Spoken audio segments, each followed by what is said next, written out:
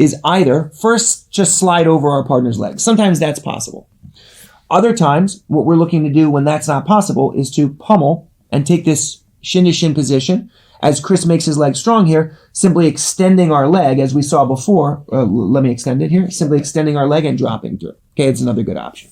But as you just saw Chris doing, there's going to be times where, especially if you've extended your leg a few times, you're going to feel like it's just impossible. Like I'm trying to push his leg down and it's just not going anywhere. When we feel this, a good option is to use the tension in our partner's leg to backstep.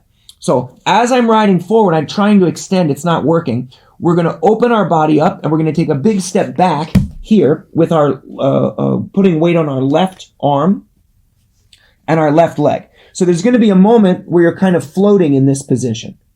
Then we take our right hand and we're going to place it here on our partner's belly. Head stays down. As Chris goes to recover this position, we move out into what looks a lot like a Toreando or camping style spot. Chris turns towards me. From here, we're looking to run our partner's hips down, gather up the underhook, and move up into a top pin. Okay? So you can use your partner's resistance to your benefit. You hit a back step. There's a little bit more separation, but it gives you a chance to move from an inside spot to an outside spot. And then your ability to pass, is, as we've been saying throughout this video, is really contingent on your ability to chain these things together. So we approach a partner. We take inside position with one leg. We put our hands on the mat. We bring our heel up, and we get this good connection. From here, I want to extend Chris's leg. It's not working. So we hit a back step. As we hit the back step, the weight changes. Okay, we're now distributing our weight between our right foot and our left hand. Okay, this is just temporary. We're not going to stay here for very long because, of course, your partner is going to recover. But you're going to now use your right arm to take inside position. So as he goes to recover, you can move into a tripod with your head low. His inside knee, which he wants to bring to join his elbow, is blocked by my right arm and my head. When he goes to use his recovery leg to throw up over the top, he finds it very difficult. And then we can do what we've been doing all the time, which is connecting hip to hip, running our partner's legs down, and then moving up here into double underhooks or a cross-face and an underhook. They're both great. Okay, so one more time here. We climb forward. We take inside position with one leg. And now from here, we're starting our floating pass. We want to bring our hips forward, shoelaces, and start to extend, but there's a lot of tension.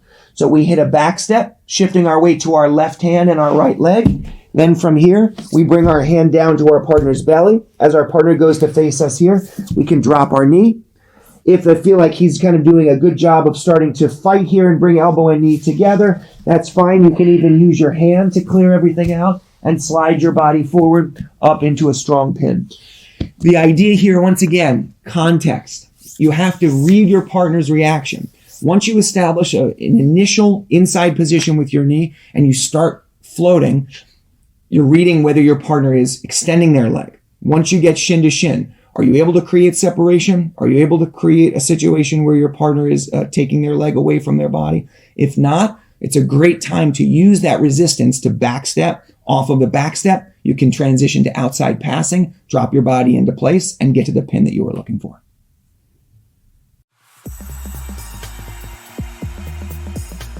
When we're playing this floating game, one of the major features of it is the fact that because we're distributing our weight properly and we're making our partner carry our weight in a specific way, we have the ability to turn and move our hips and our legs. Okay, that's not true when there's a lot of weight. When you're sitting down, passing, so like if we're doing a knee cut, for instance, here, most of the weight is on our partner's hips and legs and our hips and legs. So we're kind of playing back here. There's not a lot of weight on our hands. Okay, same thing is true from kind of more classic shin pin straight hamstring positions where we're playing back. Okay, our weight is here. It's heavy so that we can control our partner's hips and legs. This is a great way to work. Okay, the biggest issue with guard passing is not your partner's upper body, it's their lower body. Okay, it's their knees and their hips and their legs. So it makes a lot of sense to keep weight on the lower part of your partner's body. When we're float passing, it's actually a bit of the opposite. We're lightening our legs, which normally would be a bad idea, except that when we have a sense of direction about where we're going, we can use lighter legs to move around our partner's tension and resistance, and then from here, start to work to pass. The hip switch is a critical skill for you to be able to use anytime you feel like it's very difficult for you to actively pummel your legs. It involves us making our partner carry our weight in a specific way that's over one hook. And then instead of pummeling our legs, instead of taking heel to butt or heel in front, we take our hips and we change the orientation. Most of the work happens from float passing where we start parallel to the mat. Okay, our partner's hips and our hips are parallel to one another. When we hit a hip switch, we go from parallel to perpendicular. That's long enough to move our partner's hook out of the way, to take our two legs to the outside, and then change from inside to outside passing. Okay? It sounds complicated. Actually, it's not that difficult. So where we're going to begin is from this same situation where we're pinning our partner's thigh with our shin. Our weight is the same. Hands come forward and we're leaning. What we want to be able to do, our first line of offense when it comes to passing is usually going to be trying to get this inside foot. Okay, shin to shin. Once we have our 2 feet on the inside, even if we're not able to extend, we've seen that we can usually find ways around this issue. Okay, whether it's through extending our partner's leg here, okay, or backstepping. But there are going to be times where you feel like your partner's leg is so sticky and they're lifting you with this hook so much that you can't get your heel to your butt and you can't get in between their foot or their shin and your own leg. When this happens, you feel your partner's playing an extra sticky game, this is an ideal time for us to not use our legs, but rather use our hips. The method goes something like this. I feel Chris with a tight leg. We're going to take our left foot towards our right leg. Okay, so we sweep our left leg through here, almost as if we're trying to bring our 2 knees together.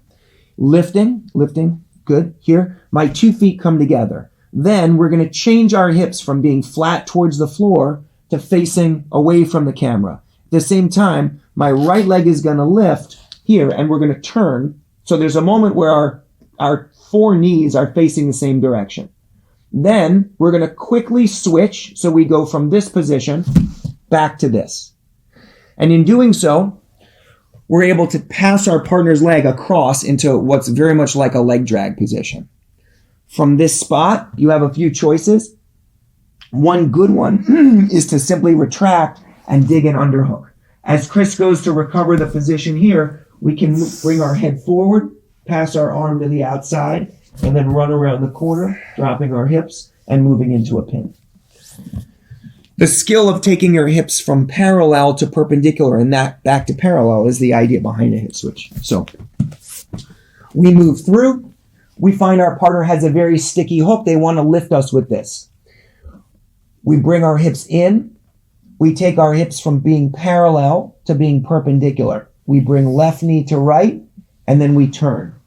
As we turn, we lift our top leg to clear this hook. So even if Chris has a pretty sticky hook here, I can usually kick my leg back in such a way where I can clear it.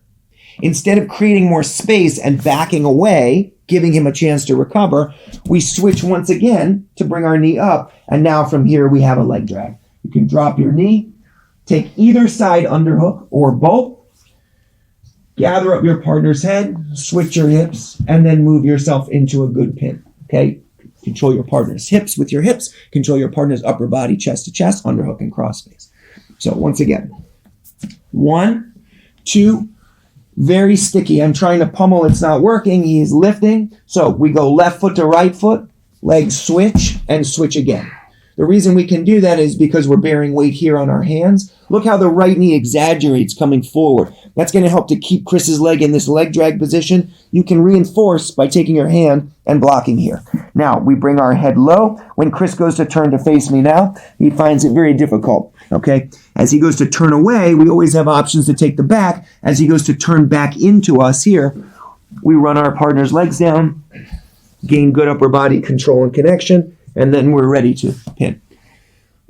One of the best examples of this hip switch, Gordon does it amazing, but Nicholas Marigali in the last ADCC fought Wagner in the absolute, and he does a just a beautiful version of the hip switch. The arm position is a little bit different. Okay. For the Meregali variation, he had his right hand here pinning his partner's leg, but the idea is basically the same. His partner was lifting, he brought left foot to right foot, hit an amazing hip switch here, and then recovered back out to a position where he went from inside to outside. You don't need to have amazing athleticism. You also can hit this hip switch from a lot of different positions. When you're playing the float, you're going to feel that there's going to be a natural tendency for your partner to stiffen up this leg. That's your cue. So one last time. We step to the inside, knee down, most of the weight on the hands. We're bringing weight forward. We're trying to pummel. Your partner has an extra sticky foot you're not able to get through. So left to right here, switch the hips. And then from this position, we're now back. We've got our right knee inside, left leg out.